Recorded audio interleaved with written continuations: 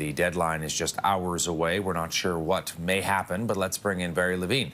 Barry is an investigative journalist and author of the book The Spider: Inside the Criminal Web of Jeffrey Epstein and Ghislaine Maxwell. Good to see you, and thanks so much for taking the time for us here at CTV, Barry. Of course. Thank you for having me today. I mean, you know this story backwards and forwards and sideways. You've written extensively about it. The deadline is now approaching. What do you think we're going to see? Well, Todd Blanche, the DOJ deputy, today announced that we are going to be receiving documents today. He said 100,000 pages of documents, including photos and other type of evidence. He said, however, that all of the files are going to be spread out over the next several weeks.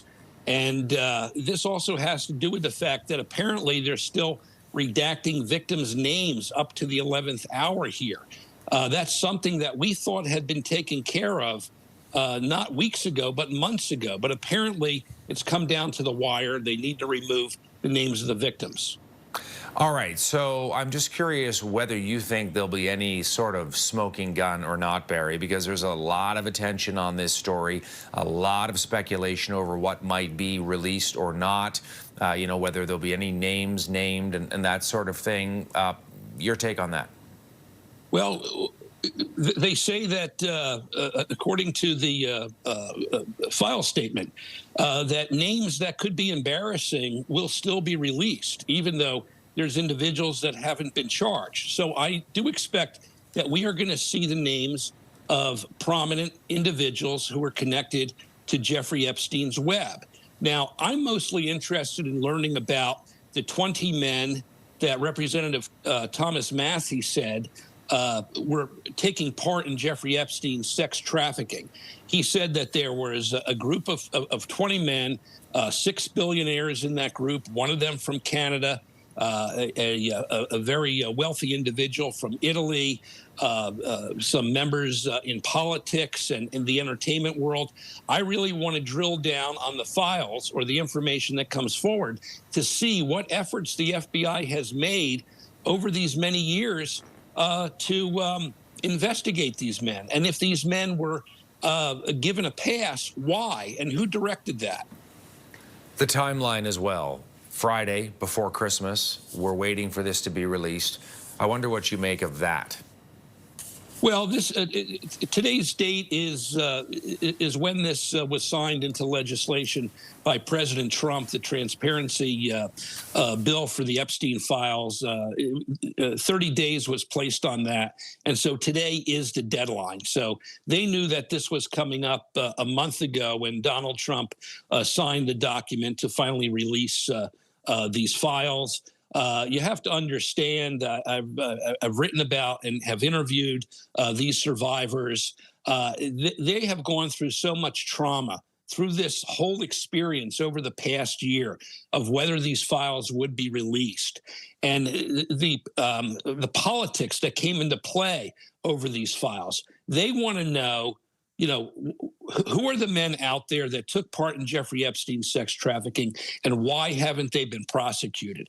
And we also want to find out, are there other men out there who were enablers, men who put children on planes to send them to Jeffrey Epstein's Lolita Island to be abused? What about those individuals? What about the modeling fixers and the other individuals who took part in this?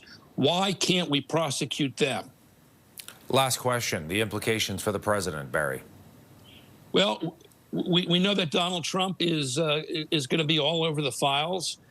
We don't expect any type of bombshell that that he is accused directly of any specific wrongdoing. However, I think his association, his 15-year friendship with Jeffrey Epstein, is coming back to haunt him now, and he has done everything he could to dismiss that. But the fact of the matter is the two of them partied together.